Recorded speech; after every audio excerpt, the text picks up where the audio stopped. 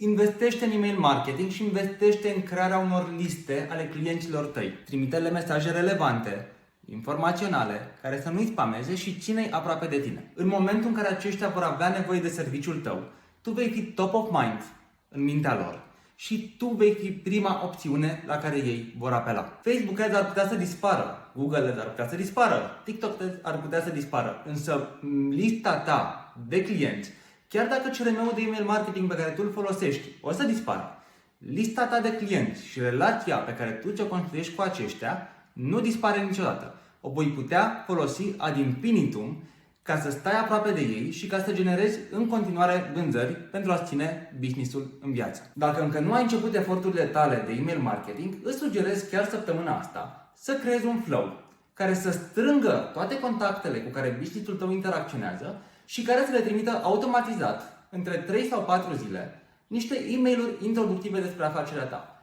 Cum a apărut, cine e fondatorul, ce servicii oferiți, cum te diferențiezi de competitorii tăi. Astea sunt niște lucruri care va apropia clientul de tine și care îl va convinge că tu ești opțiunea cea mai bună pentru el în momentul în care are nevoie de tine.